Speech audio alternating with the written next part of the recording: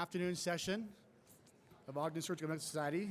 We hope you've enjoyed the morning sessions and had a great lunch and great speakers today. My name is Jason Hoagland. I serve on the board as a trustee. And also I get to serve on the UMA board with Michelle McOmber, who I'll be introducing here. I can't say enough about Michelle in terms of her time commitment.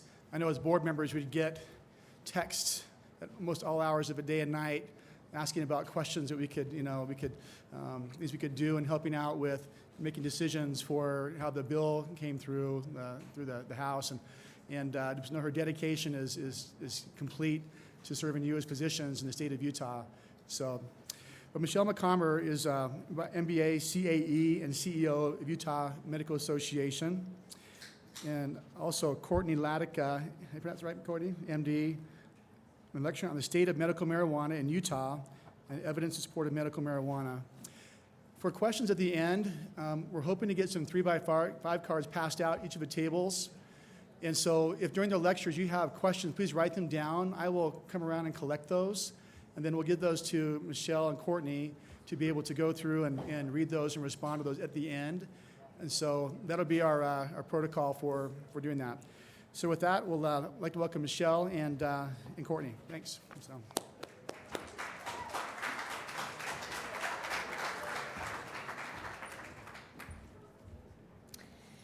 Thank you. Sorry you get to hear from me again. And legislation is kind of boring, so I know it does put you to sleep, and I don't have very exciting cards or slides again because it is a little boring. However, with that said, I do have to tease a little bit because we do have a legislator in the audience. We have Dr. Barlow, Representative Barlow in the audience. I think we should give him a round of applause because he does a great job for physicians. So when I say this, I don't mean Representative Dr. Barlow. But a little quote from Mark Twain: suppose you were an idiot, and suppose you were a member of Congress or a politician, but I repeat myself. That's what Mark Twain said. And sometimes I feel like that, and working with some politicians, I would exclude Dr. Barlow. And then also watching legislation sometimes is like really watching sausage being made, and I think watching legislation being made sometimes is actually much worse than watching sausage being made. And you know, this piece of legislation, as you know, the ballot initiative passed, but we started working on this piece of legislation long before the ballot initiative passed. And as we started through this process, we started working with the Speaker of the House, the President of the Senate, and all of the legislature, honestly, and the proponents of who put the ballot initiative together to look and see if we could come together on something that would look like medical marijuana in the state of Utah. And when I say medical marijuana, I mean something that looked more like medicine than what the ballot initiative looked like, because the ballot initiative, as written, was not anything like medicine.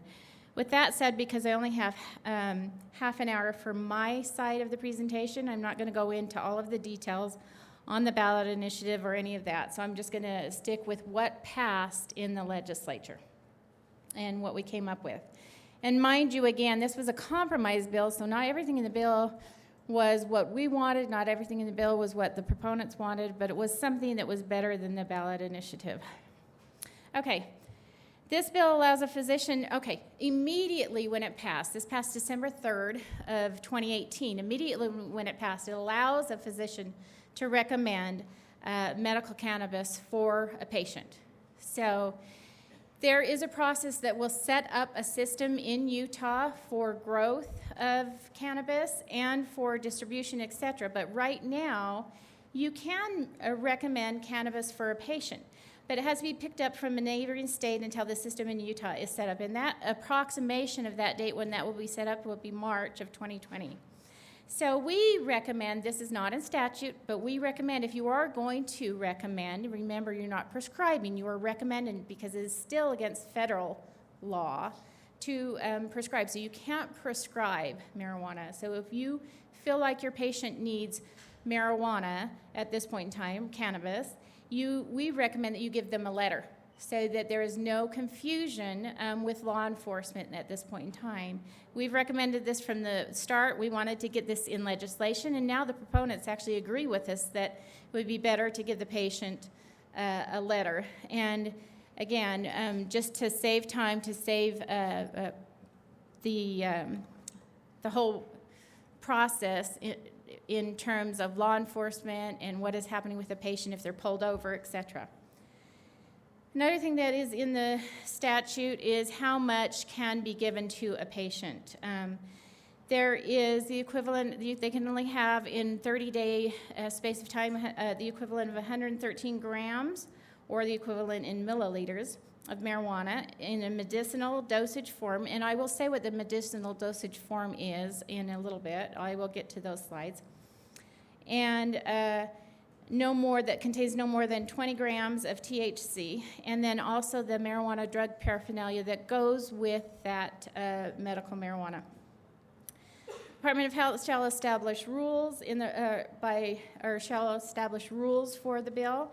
They're in the process of doing the rules, and it will provide information regarding the following for an individual receiving a medical cannabis card. So, medical cannabis card is what a patient will need to get medical marijuana when the system is completely set up. So now they have a letter from a physician, or we would, not just a physician, by the way, physician, nurse practitioner, PA. But the PA's supervising physician must be a recommender of cannabis in order for the PA to recommend it. So right now we would say that you give your patient a letter. In the future, they have to have a card. Now, they can be from a surrounding state and have a card from a surrounding state and then are able to use in the state of Utah right now. They also must have one of the qualifying conditions that are listed in the statute, and I will get to what those qualifying conditions are. And also, this legislation does in no way suggest, and this is specific in the legislation, that medical cannabis treatment is an effective treatment or a cure for that condition. That is specific in this legislation. I'll tell you why when we get to that slide. And then you also have to tell your patient, and the Department of Health has to come up with warnings about this too as the system is set up, relevant warnings and safety information that the department determines is necessary in the process. And then an individual or organization can request medical research in this process, and local zoning cannot restrict medical cannabis pharmacies or production facilities except under the zoning ordinances or ordinances that are similar to alcohol.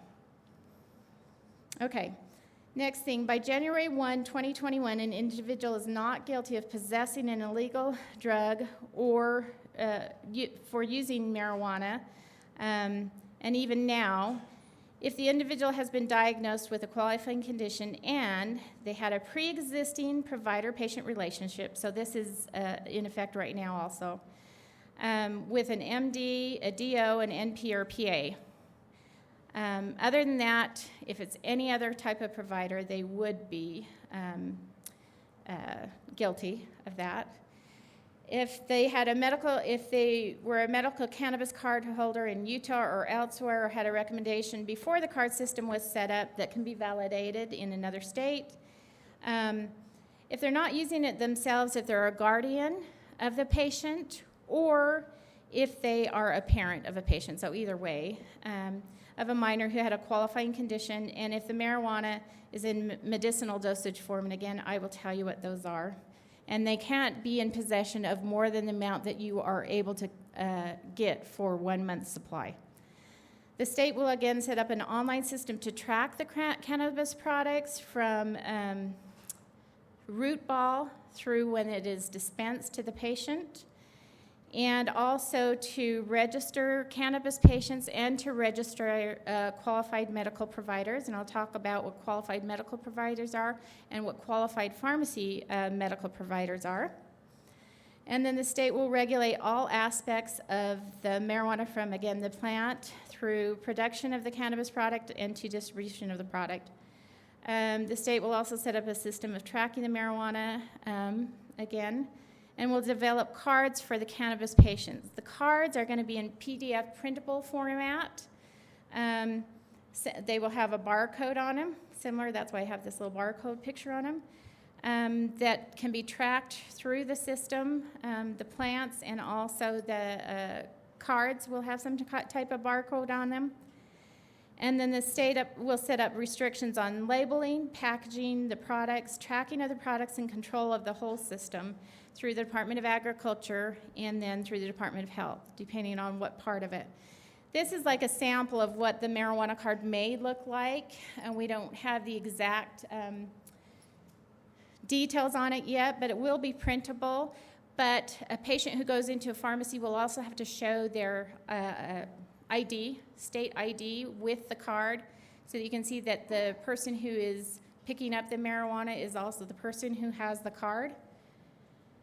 The patient or a card holder or the caregiver, because there can be a caregiver that can be a card holder, for instance, a minor, must carry the card with them at all times if they have a medical cannabis product with them. If they by chance don't have the card one time, if they, for instance, law enforcement pulls them over and they don't have the card, law enforcement will have access to the system that has the card holders' names and information in that. By the way, Ogden Surgical Society does have these slides, so you don't have to take detailed notes. I'm seeing some people writing furiously. So, and then a patient, when they are first recommended the cannabis, does have to have follow-up with a provider within the first month, and then kind of like you do with a regular medication if you're put on for the first time, and then not until 6 months thereafter, and then every 6 months you do have to have some type of follow-up with your provider. It can be through telehealth after the first time. You can follow up with them through telehealth for that. Caregiver must have a background check, not the patient, but a caregiver has to have a background check. Cannabis card holders cannot use medical cannabis in public unless it's an emergency. Now, this one was a little bit tricky. So we're like, what is the emergency for cannabis? And so that one was a little bit tricky, and we had a little bit of issues with this one. But what was settled on that is it's a medical condition manifesting itself by acute symptoms of sufficient severity, including severe pain, such that a prudent layperson who possesses an average knowledge of medicine and health would reasonably expect the absence of immediate medical attention at a hospital emergency department to result in placing the patient's health, or with respect to a pregnant woman, the health of the woman or her unborn child, and there's some restrictions on pregnant women, so that piece doesn't really fit in there, in serious jeopardy, serious impairment to bodily functions, or serious dysfunction of any bodily organ or part. And the reason that definition was used is because it was already in statute elsewhere. The state can inspect processing facilities, production facilities, and pharmacies at any time during the business hours, and all of those must be licensed by the state. And by the way, when I say pharmacies, I'm talking about specialty pharmacies that are specific to medical marijuana only. They can also be dispensed through county health departments, and I'll talk about that when I get to pharmacies. Couriers between the different facilities must be registered with the state and approved after background check. I'm sorry I'm going so fast, but this is a huge bill, and I only have so much time. And they must carry their registration cards. So couriers that go between production facilities, from the growth facilities to the production facilities, from the production facilities to the pharmacies, etc. Again, I told you it allows a physician to recommend medical cannabis to a patient who's been diagnosed. These are the following conditions, okay? HIV, or acquired immune deficiency syndrome, Alzheimer's disease, ALS, cancer, cachexia, persistent nausea that is not significantly responsive to traditional treatment except for nausea related to pregnancy, cannabis-induced cyclical vomiting syndrome, or cannabinoid hyperemesis syndrome, Crohn's disease or ulcerative colitis, epilepsy or debilitating seizures, multiple sclerosis or persistent and debilitating muscle spasms, post-traumatic stress disorder, that is being treated and monitored by a licensed mental health therapist and that has been diagnosed by a healthcare provider or a mental health care provider at the VA, or diagnosed or confirmed through a face-to-face or telehealth evaluation by a psychiatrist. The reason that is so detailed is because there are many, even the National PTSD Foundation says that there are many contraindications in terms of PTSD. May work for certain things, but not for other things, so there are some issues with that particular one. Autism, we fought against this one. There's really not much on the autism. Speaker of the House wanted that one in. It's in a terminal illness diagnosed, life expectancy that is less than 6 months. That was already in the statute from previous to this particular bill. A condition resulting in the individual receiving hospice care, a rare condition or disease that affects less than 200,000 individuals in the U.S. defined under Section 526 of the FDA, is a condition that is also not adequately managed despite treatment attempts using conventional medications or other than opioids or opiates, or by using physical interventions.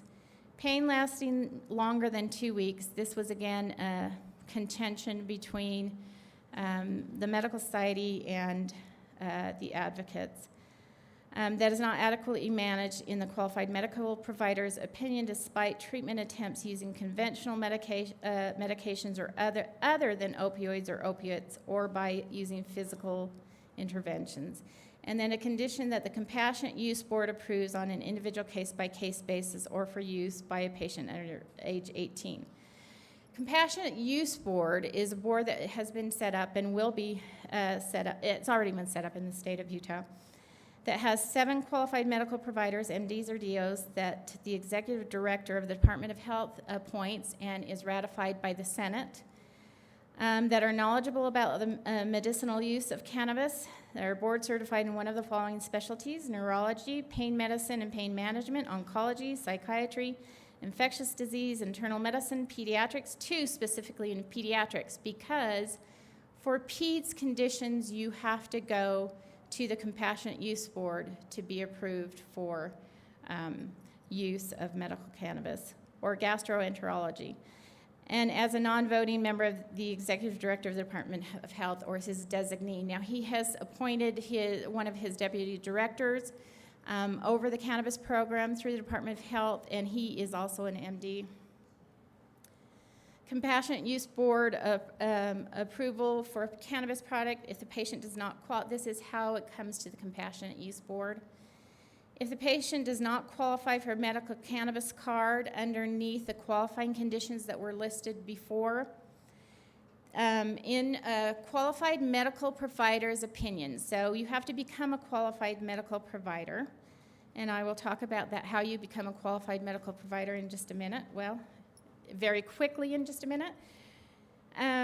So in a qualified medical provider's opinion, if they have an intractable condition that substantially impairs the patient's quality of life and it has not adequately responded to conventional treatments, then the qualified medical provider can recommend cannabis, and even including for a minor, but then it has to be taken to the Compassionate Use Board.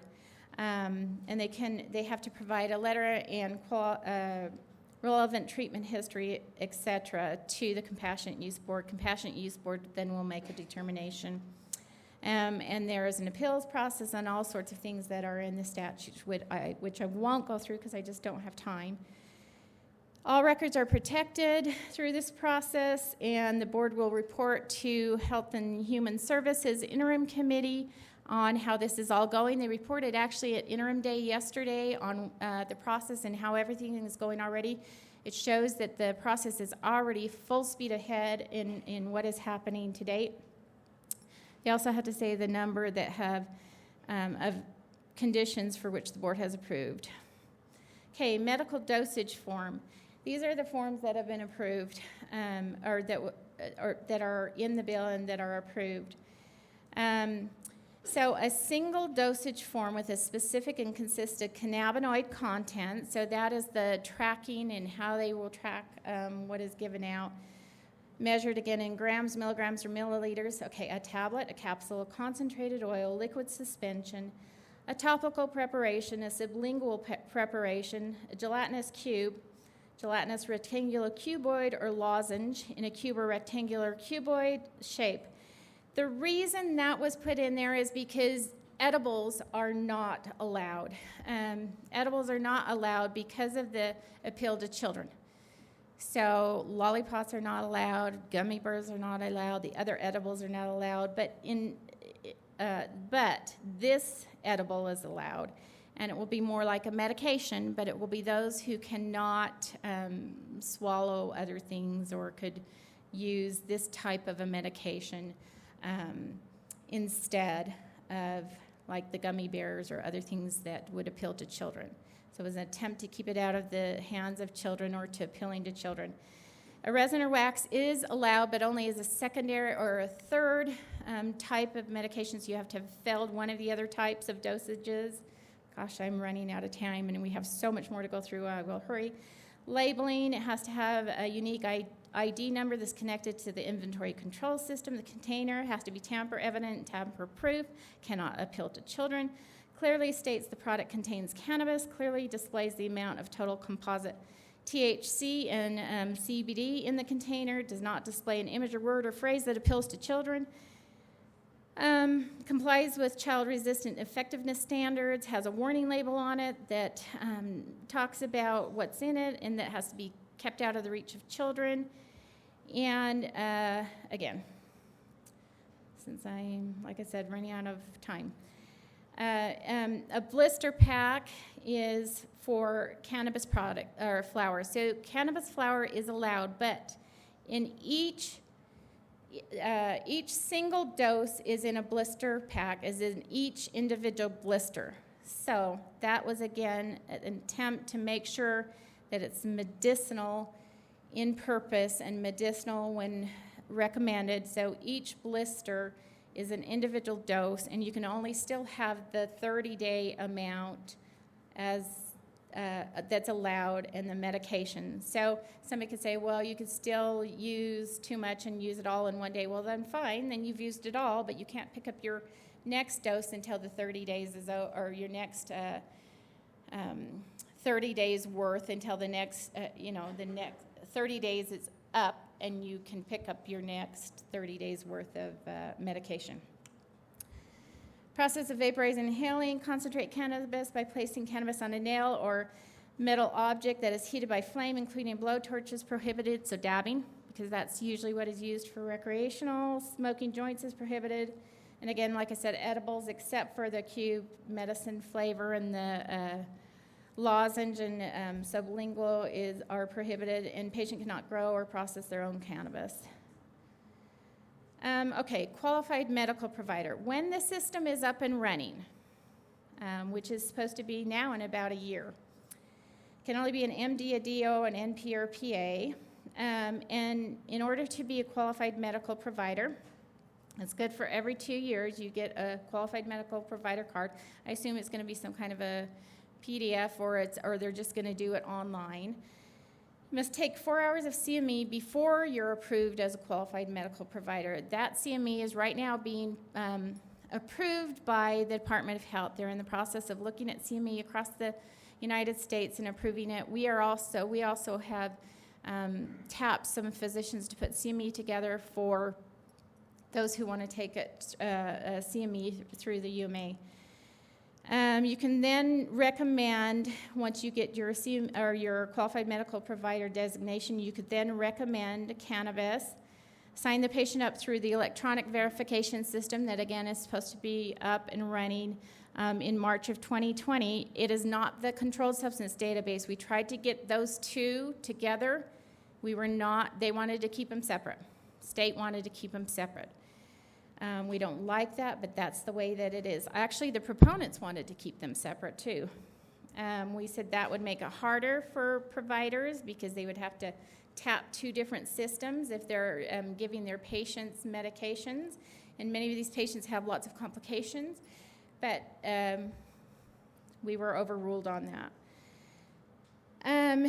So, again, you would have to check the cannabis online system, make sure that the patient wasn't recommended cannabis by somebody else.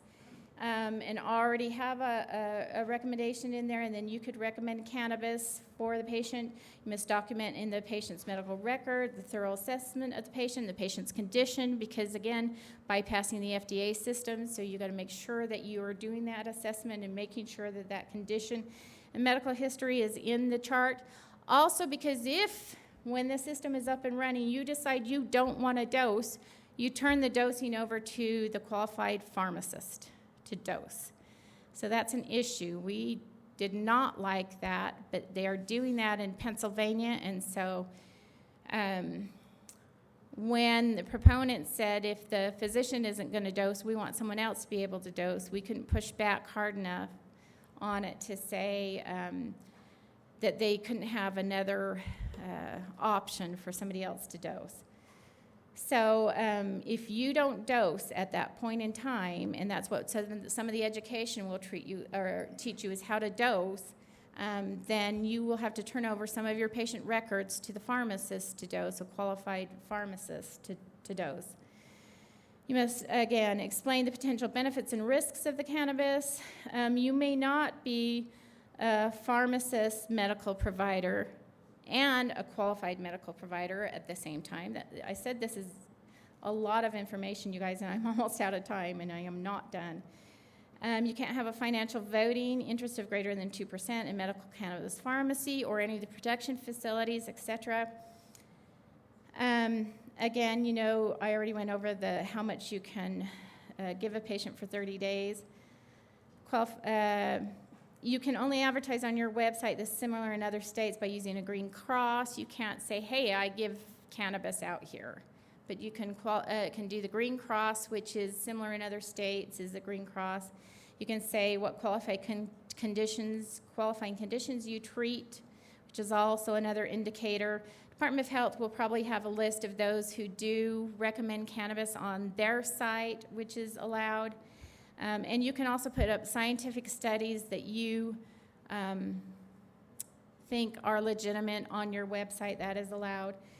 You will have to pay a fee established by the DOH, which cannot exceed $300 initially, not not more than $50 for a renewal to be a qualified medical provider. That's to cover some of the costs. Any of the costs that are charged all the way through the process cannot be more than the cost to run the program and to do all the dispensing and all of it that is part of the process of doing this in the state. PCPs have a limit of 175 and specialists in all of those different areas, which I'm not going to read to you. You can read them up here, have a limit of 300. You may petition the Department of Health for more. They can look at this to see, DOPL, they can look at this to see if there's a reason or a need to exceed the authorization for the 175 or the 300. And that's what the review would include. Relevant information related to patient demand, patient medical records. They can look over all of that to see if there is a need. I'm sorry, I'm going even faster than I wanted to go here. Okay, pharmacy side of things. Pharmacy medical provider or state central fill pharmacy. So prescriptions will either be filled in some local pharmacies that will be set up directly for only cannabis, or in the state central fill pharmacy. State central fill pharmacy, the product will be then distributed out to some county health departments where patients can pick up their medications. The other pharmacies that are specific to only medical cannabis will fill at their site. They must also take 4 hours CME approved by the Department of Health before they are designated as a pharmacy medical provider. They will prepare and dispense the medication. They can also dose if the doctor, nurse practitioner, PA does not dose. They will have to do the same process to check. They won't make the recommendation, though. The provider still has to make the recommendation, but they will be able to dose, if not dosed, again, by the qualified medical provider. prior to doing the dosing for the patient, the pharmacy medical provider will have to check all of the records sent by the recommending provider to make sure that they understand everything about the patient. And again, they can't exceed the amount of the recommendations either. So that is not everything, but I just skipped over the last 2 slides. And if you have other questions, or if you have questions after the next presentation, I'm happy to answer them. Thank you.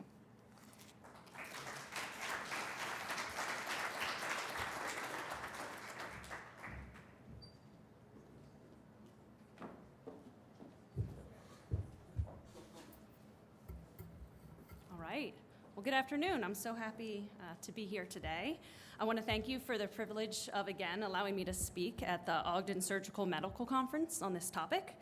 For the last 8 years, I've been working and living in Eureka, California, and I work at Redwood Community Health Center, which is a federally qualified health center, and I'm also core faculty at a brand new residency program in Eureka called St. Joseph of Eureka, and we'll be welcoming our new class of 6 interns in just a couple of weeks. So I have no financial conflicts of interest to disclose. I've never profited from the medical marijuana industry. Marijuana in California is legal for recreational use, and so the need for medical prescriptions is not really there at this point. I do want to say that this presentation is exclusive to adult medical marijuana use. So I just wanted to tell you a little bit more about my county. I live in far northern California, up near the Oregon border. It's where the coast meets the giant redwoods. The county is officially designated as rural, but I would consider it more like a remote location. We're 5 hours from a large city and 5 hours from a tertiary care center, which is in San Francisco. So I moved to Eureka for the loan repayment, but I stayed for the wonderful community and the outstanding natural environment. We have some of the best air quality in the country. So our county is considered the mecca of marijuana production in the United States, and we really do produce an award-winning product. Marijuana plays a significant role in our culture and in our economy.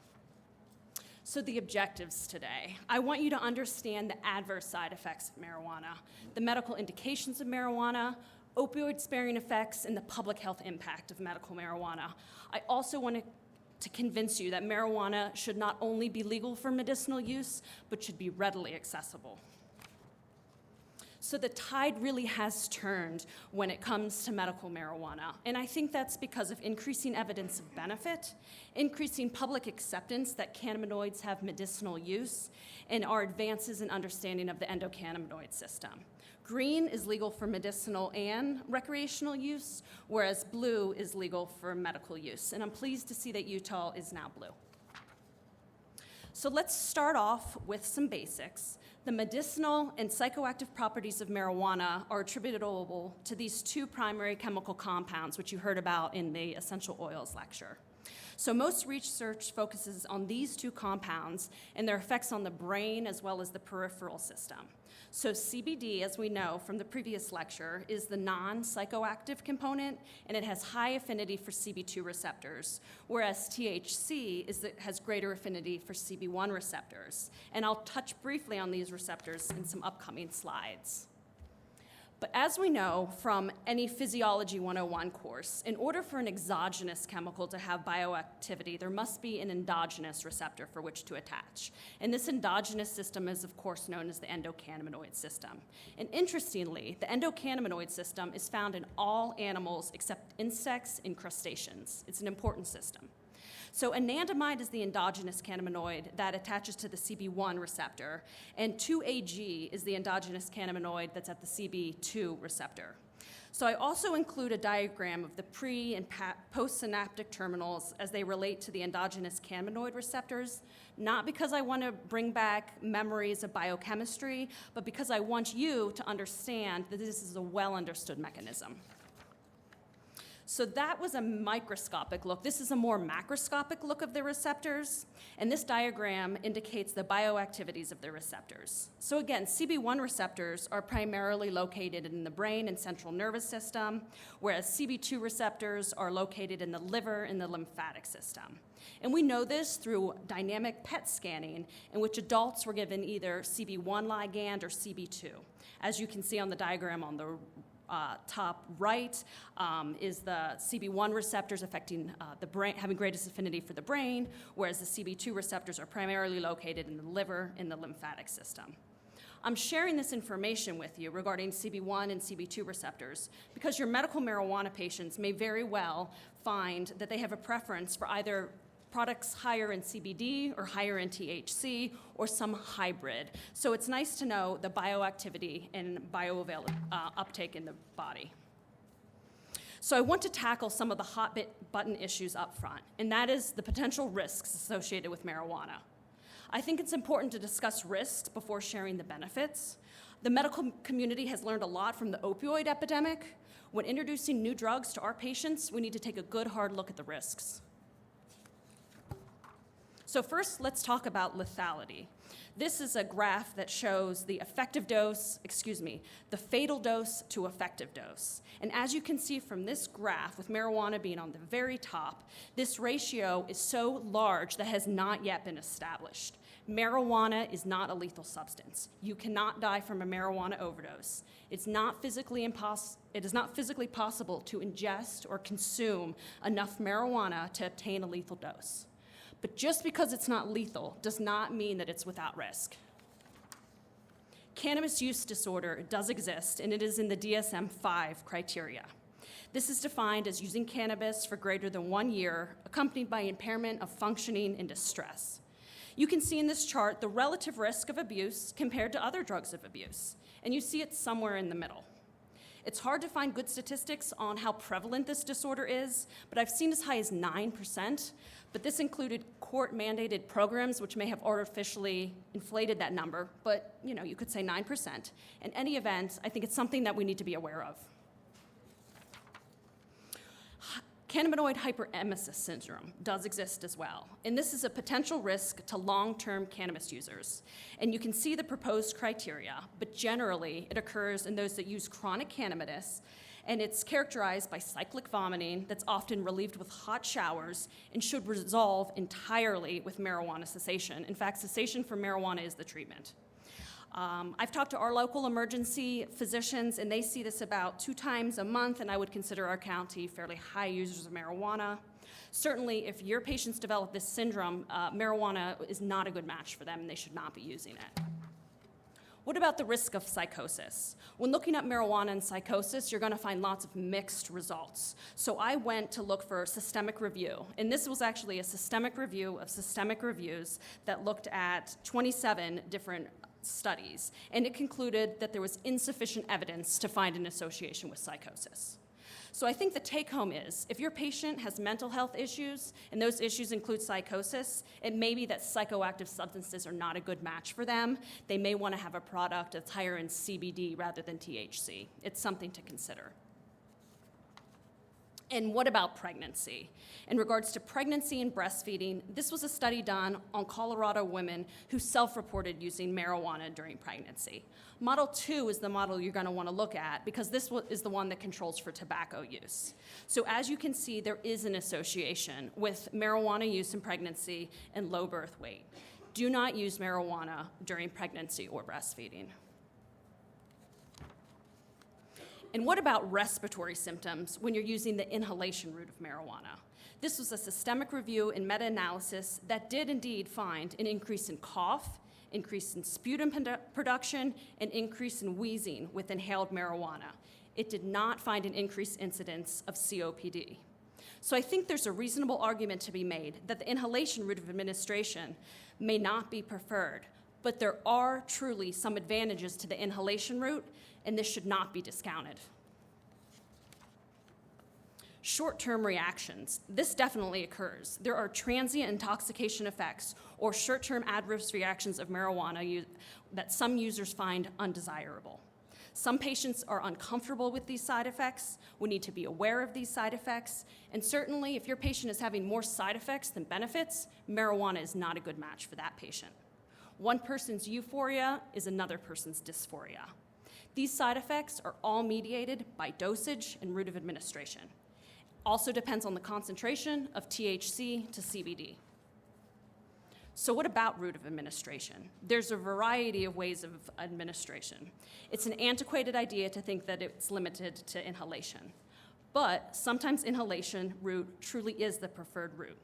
Some of the advantages of the inhalation route include rapid onset of action and the ability to self-titrate. You can imagine that the inhalation route may be helpful for nausea and vomiting, given its rapid onset of action and that it doesn't require oral ingestion. I was surprised to note that a lot of capsules and tablets are allowed, and it's really hard to titrate. In fact, you are unable to titrate your dose. So once you take a cannabis capsule, you're going to feel it, depending on if you're an empty stomach or you've just eaten, 30 minutes to 2 hours later, and whatever you've been dosed, you're stuck with. So there's no ability to self-titrate if you're taking the oral route. So I find that a little puzzling, that that's the route that was discussed and approved as far as tablets. Okay, risk. I just want to summarize the risks of cannabis use. They include cannabis use disorder, cannabis hyperemesis syndrome, low birth weight, cough, sputum production and wheezing, and transient short-term reactions. There's no evidence or insufficient evidence for psychosis and COPD. All right, now let's jump into the meat of it, or into the tofu of it, if you're from California. I want to provide you with the strongest evidence we have. So the strongest evidence we have for the benefits of marijuana are for neuropathic and cancer pain, chemotherapy-induced nausea and vomiting, and spasticity in multiple sclerosis, and I'm going to focus on these indications. So when making a persuasive argument, I want to start with the strongest, highest quality evidence I have. So that would be meta-analysis and systemic reviews published in reputable journals. So this is a JAMA study, which is a systemic review of randomized clinical trials that assessed a variety of endpoints, including chronic cancer pain, neuropathic pain, and spasticity. And I will provide you with a summary table of this study at the end of this bit of slides. So first, let's look at marijuana in the treatment of chronic cancer and neuropathic pain. This is a table and forest plot that include 8 placebo-controlled trials that evaluate cannabis as it relates to chronic cancer and neuropathic pain. And I've highlighted the results at the bottom. And you can see from this forest plot at the bottom that cannabinoids are favored over placebo in cancer and neuropathic pain. What about spasticity in multiple sclerosis and paraplegia? This is a meta-analysis of 7 randomized placebo-controlled studies that assess spasticity due to multiple sclerosis. And again, I've highlighted the overall results that indicate favoring of cannabinoids over placebo in spasticity. This was their final summary table of that JAMA article. And as you can see, they concluded that there's moderate evidence for therapeutic benefit in spasticity and moderate quality evidence for therapeutic benefit in chronic cancer and neuropathic pain. There's weaker evidence for the other recommendations, or other indications, excuse me. So this is the conclusion of the JAMA article. So now let's see what our neighbors to the north have to say. This again is another systemic review of systemic reviews of medical cannabinoids that was published in the Canadian Family Practice Journal. And they evaluated marijuana in regards to pain, spasticity, chemotherapy-induced nausea and vomiting, as well as a good look at the side effects. So in regards to nausea and vomiting, these are 2 meta-analyses that were conducted. The top graph includes 7 studies that compared marijuana to placebo, where the bottom graph included 14 studies that compared marijuana to other neuroleptics, and both of these studies favored cannabinoids. Regarding spasticity and multiple sclerosis or spinal cord injuries, this was 4 randomized controlled trials that also favored cannabinoids. And what about neuropathic and cancer pain? This was 15 randomized controlled trials that were included in this meta-analysis, and again, it favored cannabinoids in the management of pain. What about short-term adverse reactions? These are what we know: dysphoria, concentration. Some people actually experience nausea, and there was withdrawal from the study due to adverse side effects from marijuana. If marijuana is causing more adverse side effects than improvement in symptoms, it's not a good match for your patient. So the conclusions of this Canadian study was that there was moderate evidence for chemotherapy-induced nausea and vomiting, mild improvement in multiple sclerosis spasticity, weaker evidence for pain control, and there was withdrawal from the study due to adverse side effects. So here we've heard from both JAMA and the Canadian Family Practice Journal, but another group also wanted to weigh in on the evidence. This is a report that was done by the National Academy of Science, Engineering, and Medicine, which is a private nonprofit institution that covers challenges that face the nation, and it has 16 members on it. And it's made up of the three groups: the National Academy of Science, National Academy of Engineering, and the National Academy of Medicine. They do reports on things like climate change or how to repair the Hubble Space Telescope. And then in 2018, they published a report on the health effects of cannabis. And this was a 6-page report. It's available online. You can look at it. But the conclusions of their study was this: that there was therapeutic benefit, was either conclusive or substantial evidence that there was benefit in chronic pain, chemotherapy-induced nausea and vomiting, and spasticity and multiple sclerosis. And this is our National Academies of Science, Engineering, and Medicine.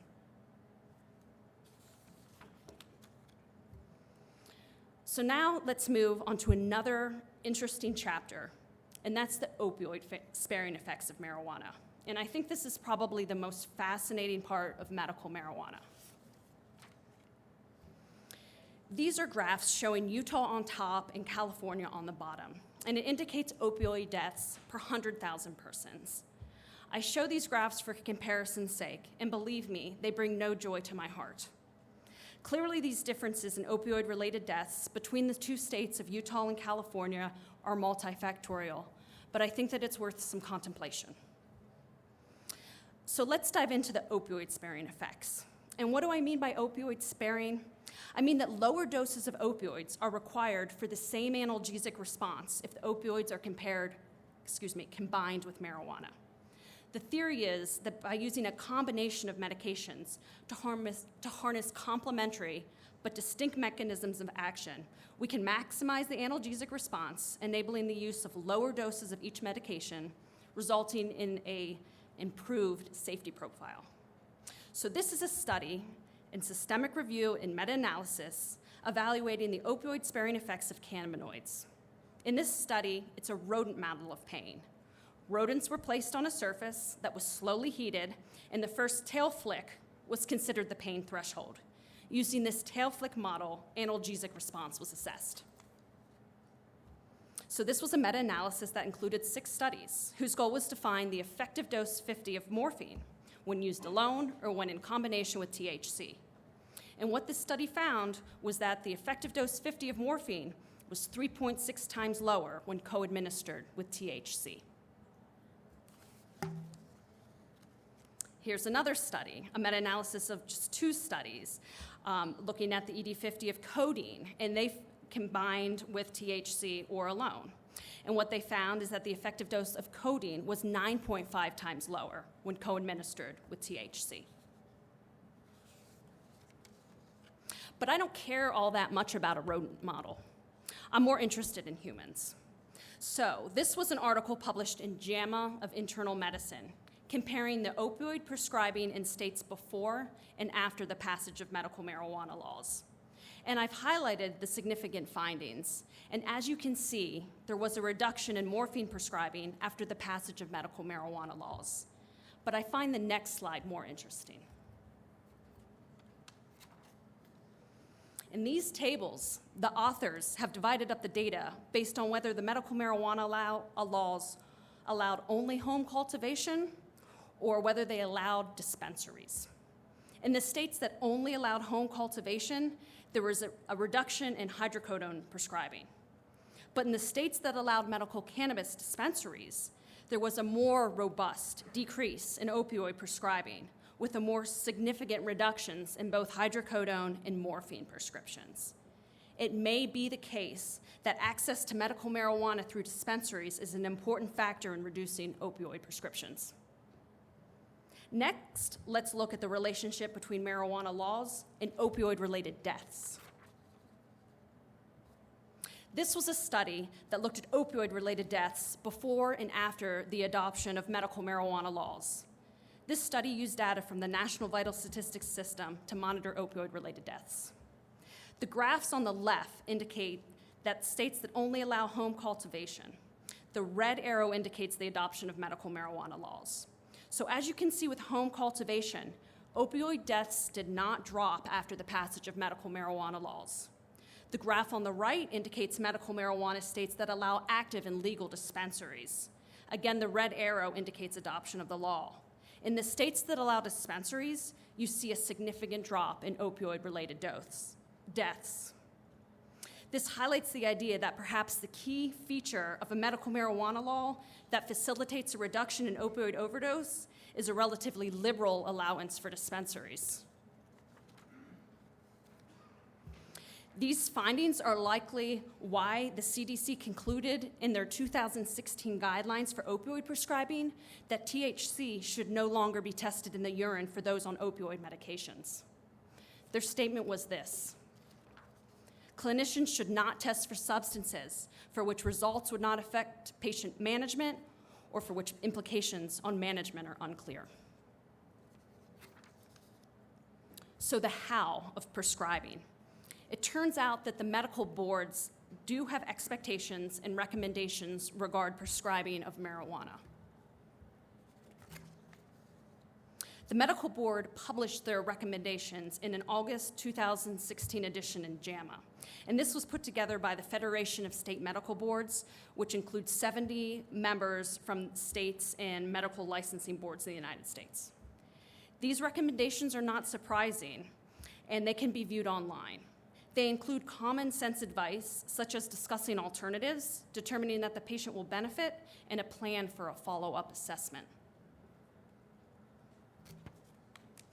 And what about public health and safety?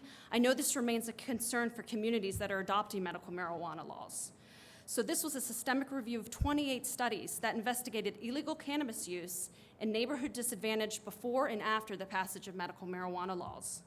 The conclusion of that analysis was that there was a lack of evidence of public health or safety threat associated with the adoption of medical marijuana laws. What about adolescent use? I think that's an important topic to look at.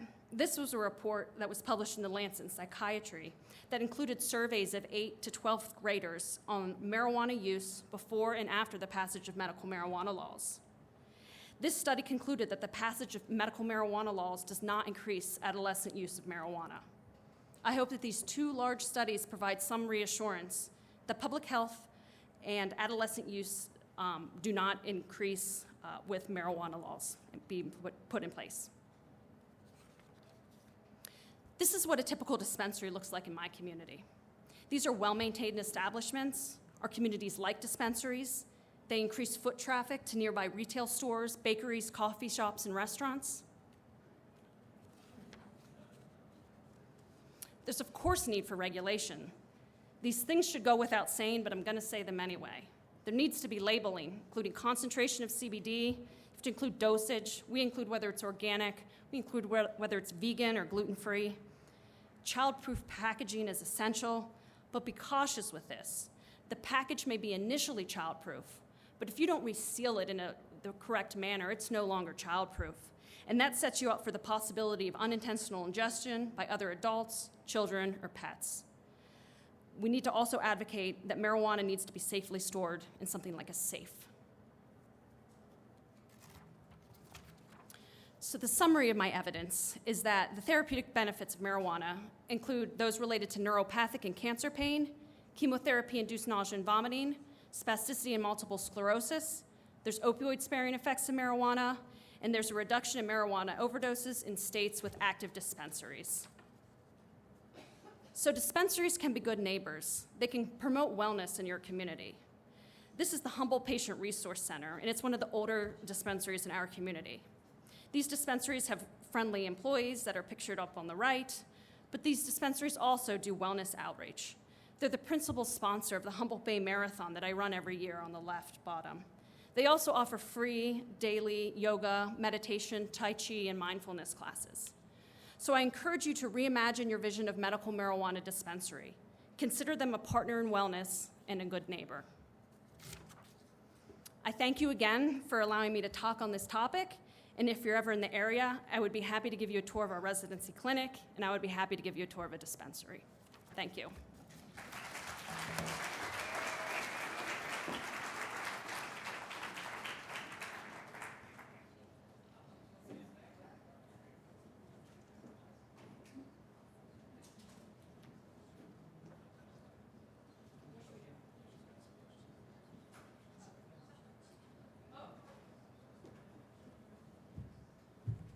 The first question I have is, do you advocate recreational use of marijuana? I don't know if advocate's the right word, but I do think that there should be a passage of recreational marijuana. Yes, I'm in favor of recreational marijuana for those over 21.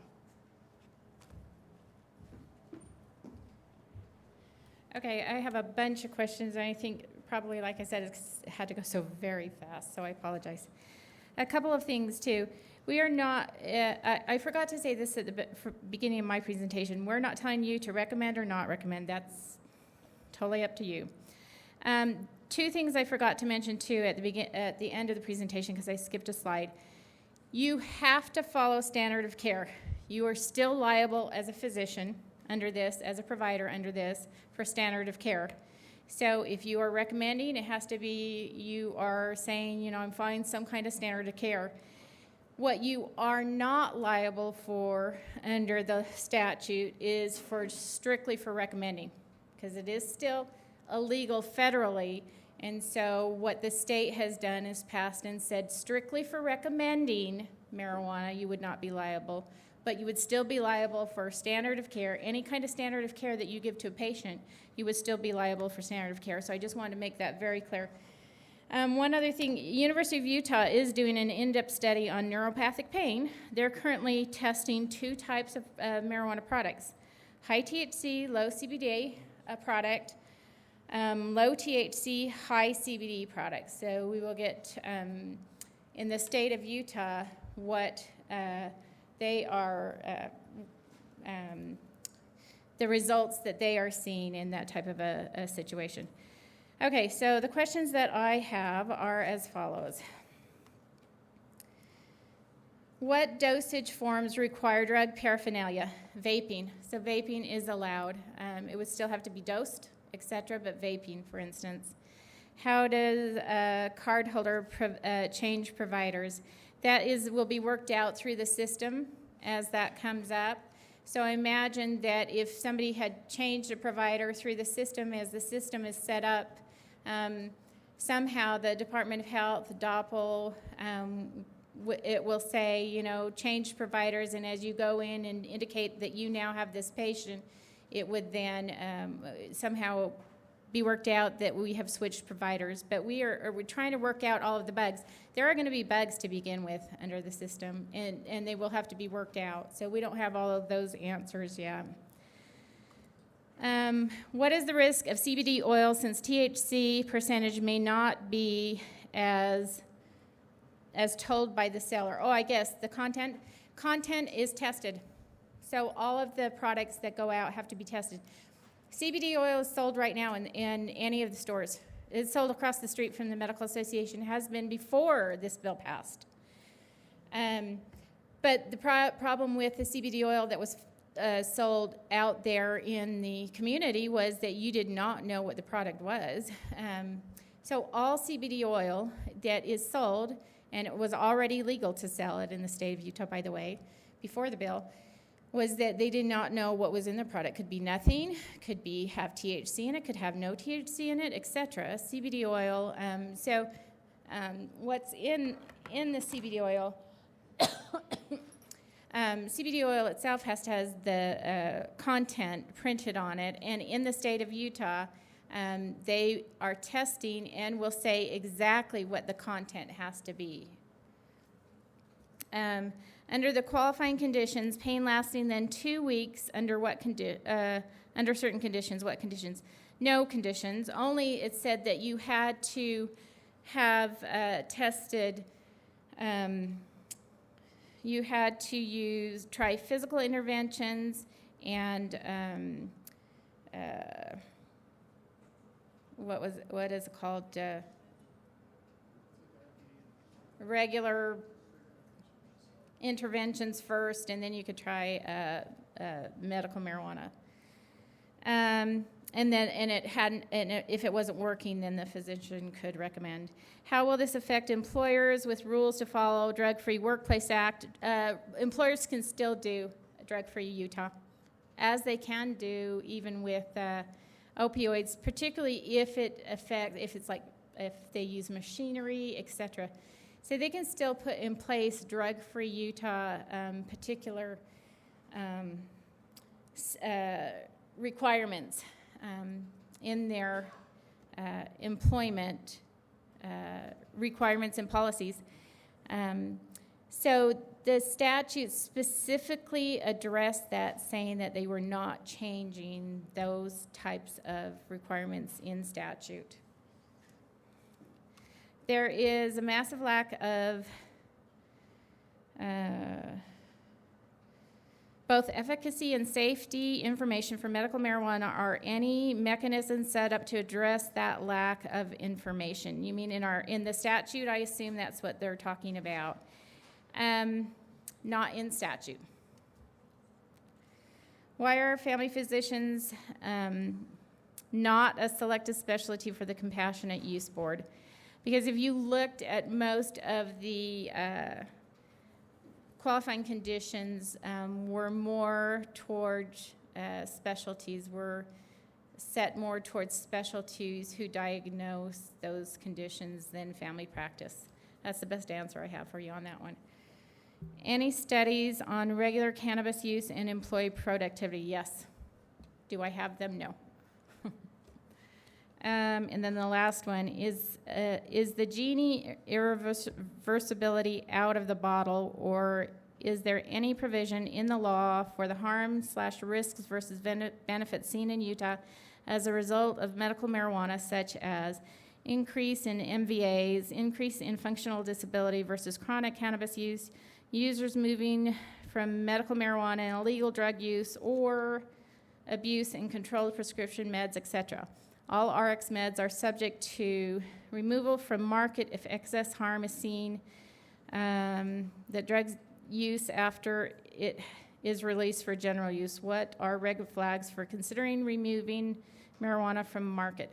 You know, that's a good question. I don't know the answer to that, but it was done through legislation, not through the FDA, so there is always the ability to look at legislation again. So those were the questions. Thank you.